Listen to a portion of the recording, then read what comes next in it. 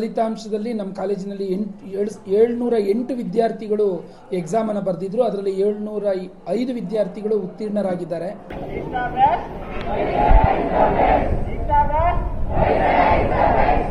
Happy for the hard work and the support. PUC ಎಂಬುದು ವಿದ್ಯಾರ್ಥಿ ಜೀವನದಲ್ಲಿ ಅತ್ಯಂತ ಪ್ರಮುಖವಾದಂತಹ ಘಟ್ಟ. ಆ ಒಂದು ಪಿಯುಸಿಯಲ್ಲಿ ಹಲವು ರೀತಿಯಾದಂತಹ ಸವಾಲುಗಳು ಇರ್ತವೆ. ವಿದ್ಯಾರ್ಥಿಗಳಿಗೂ ಕೂಡ ಸವಾಲಿರುತ್ತೆ. ಇದೊಂದು ಪಬ್ಲಿಕ್ ಎಕ್ಸಾಮ್ ಆಗಿರುತ್ತೆ. ಹಾಗೆ ಪೋಷಕರಿಗೂ ಕೂಡ ಒಂದಷ್ಟು ಆತಂಕ.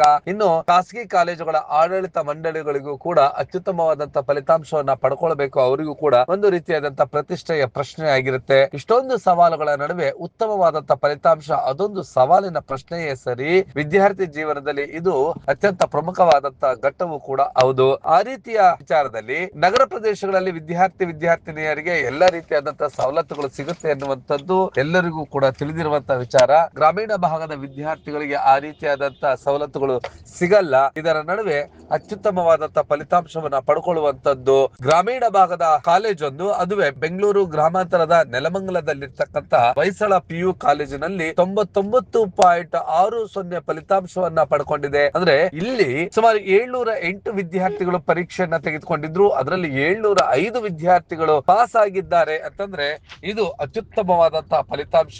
ಇದರ ಪೈಕಿ 307 ವಿದ್ಯಾರ್ಥಿಗಳು ಡಿಸ್ಟಿಂಕ್ಷನ್ ಗಳಿಸಿಕೊಂಡಿದ್ದಾರೆ. ಈ ಒಂದು ವಿದ್ಯಾರ್ಥಿಗಳು ಅಂದ್ರೆ ಇಷ್ಟೊಂದು 708 ವಿದ್ಯಾರ್ಥಿಗಳ ಮೇಲೆ ಗಮನವನ್ನ ಇಡಬೇಕು. ಅವರೆಲ್ಲರನ್ನು ಕೂಡ ಉತ್ತಮವಾದಂತಹ ಅಂಕಗಳನ್ನ ಗಳಿಸಿಕೊಳ್ಳೋದಕ್ಕೆ ತಯಾರು ಮಾಡಬೇಕು. ಹಾಗೂ ಈ PUC ಎಂಬುವಂತದ್ದು ಕಬ್ಬಿಣದ ಕಡಲೆ ಇತ್ಯಾದಿ ಸವಾಲುಗಳ ನಡುವೆ ಹೊಯ್ಸಳ PU ಕಾಲೇಜಿನಲ್ಲಿ ಅತ್ಯುತ್ತಮವಾದಂತಹ ಫಲಿತಾಂಶವನ್ನ ಪಡ್ಕೊಳ್ಳಲಾಗಿದೆ. ಈ ಒಂದು ಫಲಿತಾಂಶ ಬಂದದ್ದರಿಂದ ಆಡಳಿತ ಮಂಡಳಿಯವರು ಎಲ್ಲ ವಿದ್ಯಾರ್ಥಿಗಳಿಗೂ ಸಿಹಿ ತಿನಿಸಿ, ಪ್ರಾಂಶುಪಾಲರು ಕೂಡ ಸಿಹಿ ತಿನಿಸಿ ವಿದ್ಯಾರ್ಥಿಗಳನ್ನ ಅಭಿನಂದಿಸಿದರು. ಈ ಒಂದು ಫಲಿತಾಂಶದ ಬಗ್ಗೆ ಪ್ರಾಂಶುಪಾಲರು ಮತ್ತು ವಿದ್ಯಾರ್ಥಿಗಳು ತಮ್ಮ ಸಂತಸವನ್ನ ಹಂಚಿಕೊಂಡಿದ್ದು ಹೀಗೆ.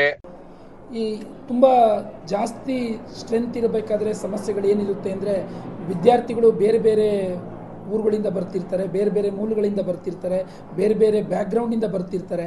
ಆ ಎಲ್ಲ ವಿದ್ಯಾರ್ಥಿಗಳನ್ನೂ ಕೂಡ ಒಂದೇ ರೀತಿಯಲ್ಲಿ ನಾವು ಟ್ರೀಟ್ ಮಾಡಿಕೊಂಡು ಅವ್ರುಗಳನ್ನೆಲ್ಲ ಒಂದೇ ಮಾರ್ಗದಲ್ಲಿ ತೊಗೊಂಡೋಗೋದು ಕಷ್ಟದ ಕೆಲಸ ಇರ್ತದೆ. ನಾವು ಕೂಡ ಒಂದು ಪ್ರತಿ ಪ್ರಿಪ್ರೇಟ್ರಿ ಆದಮೇಲೂ ಕೂಡ ಪ್ರತಿ ವಿದ್ಯಾರ್ಥಿ ಬಗ್ಗೆ ನಾವು ಸ್ಟಾಫ್ ಮೀಟಿಂಗಲ್ಲಿ ಅವ್ರ ಬಗ್ಗೆ ಡಿಸ್ಕಸ್ ಮಾಡ್ತಾ ಇದ್ವಿ. ಅವ್ರುಗಳ ಪಾಸಿಟಿವ್ಸ್ ಏನು, ನೆಗೆಟಿವ್ಸ್ ಏನು, ಇದ್ರ ಬಗ್ಗೆ ಡಿಸ್ಕಸ್ ಮಾಡಿಕೊಂಡು ಆ ವಿದ್ಯಾರ್ಥಿಗಳನ್ನ ಮತ್ತು ಆ ಪೇರೆಂಟ್ಸ್ನ ಕರೆದು ಅವ್ರ ಬಗ್ಗೆ ಮಾತಾಡ್ತಾ ಇದ್ವಿ. ಅದರಿಂದ ನಮಗೆ ಆ ವಿದ್ಯಾರ್ಥಿಗಳನ್ನ ಹಂತವಾಗಿ ನಾವು ಅವ್ರನ್ನ ಸರಿ ಮಾಡೋಕ್ಕೆ ಅಥವಾ ಒಳ್ಳೆ ಮಾರ್ಗದಲ್ಲಿ ನಡೆಸ್ಕೊಂಡು ಹೋಗೋಕ್ಕೆ ಮತ್ತು ಒಳ್ಳೆ ಫಲಿತಾಂಶನ ಮುಂದುವರ್ಸೋಕ್ಕೆ ಅನುಕೂಲ ಆಯಿತು. ಕೊನೆಗೆ ನಾವೊಂದು 30-35 ವಿದ್ಯಾರ್ಥಿಗಳನ್ನ ಫೈನಲೈಸ್ ಮಾಡಿ ಅವ್ರನ್ನ ಪ್ರತಿ 5-6 ವಿದ್ಯಾರ್ಥಿಗಳಿಗೆ ಒಬ್ಬೊಬ್ಬರು ಶಿಕ್ಷಕರನ್ನ ನಾವು ಅಲಾಟ್ ಮಾಡಿ ಅವರು ಯಾವುದೇ ಕಾರಣಕ್ಕೂ ಕೂಡ ತಪ್ಪಿಸ್ಕೋಬಾರ್ದು ಮತ್ತು ಓದೋದ್ರಲ್ಲಿ ಯಾವುದೇ ಕಾರಣಕ್ಕೂ ನಮಗೆ ಅವರು ತಪ್ಪಬಾರ್ದು ಅನ್ನೋ ರೀತಿಯಲ್ಲಿ ಅವ್ರನ್ನ ಫಾಲೋಅಪ್ ಮಾಡ್ತಾ ಇದ್ವಿ. ಯಾರು ಬರ್ತಿರ್ಲಿಲ್ಲ ಅವರು ನಾವು ಕಂಪ್ಲೀಟ್ ಮನೆಗೆ ಹೋಗಿ ಕರ್ಕೊಂಬಂದು ಕುಂಡ್ರಿಸಿ ಓದಿಸ್ತಾ ಇದ್ವಿ. ಎಕ್ಸಾಮ್ ದಿವಸ ಬೆಳಿಗ್ಗೆ 6 ಗಂಟೆ ಕರ್ಕೊಂಬಂದು 9 ಗಂಟೆವರೆಗೂ ಓದಿಸಿ ನಾವೇ ಎಕ್ಸಾಮ್ ಸೆಂಟ್ರಿಗೆ ಕರ್ಕೊಂಡೋಗಿ ಎಕ್ಸಾಮ್ ಮುಗಿದ್ಮೇಲೆ ಕರ್ಕೊಂಬಂದು ಕಾಲೇಜ್ಗೆ ಮತ್ತೆ ಅವ್ರಿಗೆ ಊಟ ಕೊಡಿಸಿ ಮತ್ತೆ 6:30 ಓದಿಸಿ ಅವ್ರ ಅಡ್ಮಿಷನ್ ಟಿಕೆಟ್ ಇಸ್ಕೊಂಡು ಕಳಿಸ್ತಾ ಇದ್ವಿ.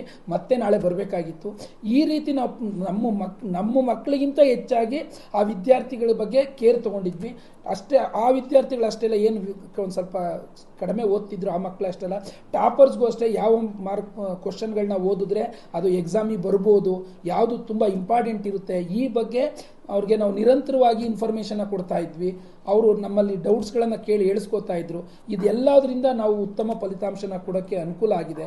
ಓವರಾಲ್ ನಮ್ಮದು 99.60% ರಿಸಲ್ಟ್ ಬಂದಿದೆ. 708 ಸ್ಟ್ರೆಂತ್ ಇಟ್ಕೊಂಡು ಈ ರಿಸಲ್ಟ್ ಕೊಡೋದು ನಿಜವಾಗ್ಲೂ ಕಷ್ಟದ ಕೆಲಸ ಇತ್ತು.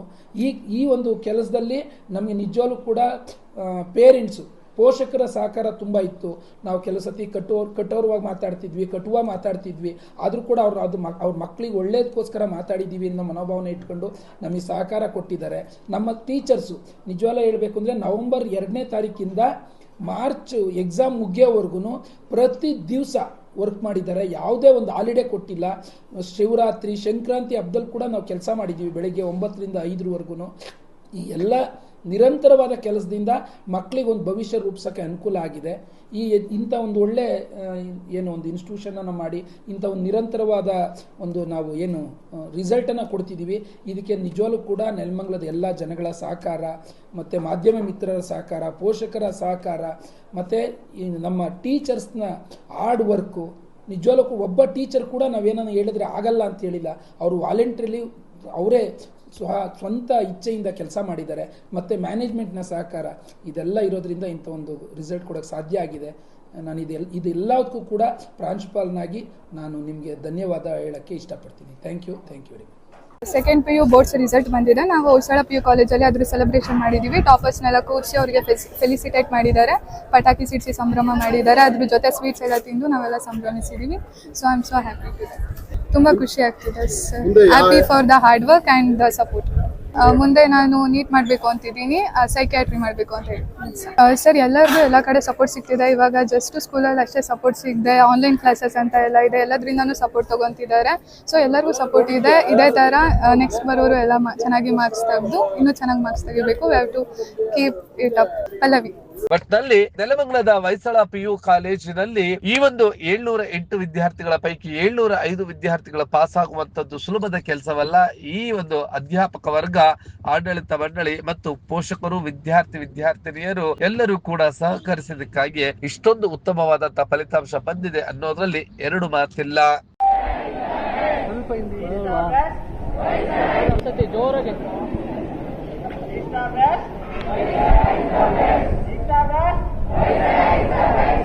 ನೀವು ಈ ಕೂಡ ಎಲ್ಲ ನಮ್ಮ ಚಾನಲ್ಗೆ ಸಬ್ಸ್ಕ್ರೈಬ್ ಆಗಿಲ್ಲ ಅಂದರೆ ಸಬ್ಸ್ಕ್ರೈಬ್ ಬಟನನ್ನು ಕ್ಲಿಕ್ ಮಾಡಿ, ಪಕ್ಕದಲ್ಲಿರೋ ಬೆಲ್ ಐಕನನ್ನು ಕ್ಲಿಕ್ ಮಾಡಿ. ನಾವು ಅಪ್ಲೋಡ್ ಮಾಡುವಂತಹ ವಿಡಿಯೋಸ್ ನಿಮಗೆ ನೋಟಿಫಿಕೇಶನ್ ಬರುತ್ತೆ.